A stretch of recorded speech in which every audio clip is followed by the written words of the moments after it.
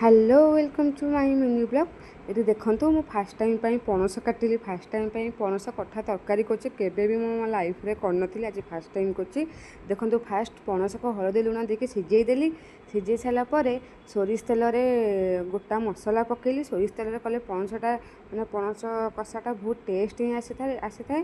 तापर पियाज पकईकि भाजीदेली। तापर मसला पकईली अदा अदा पियाज रसुण बिलाती लंका बाटी देइथिली।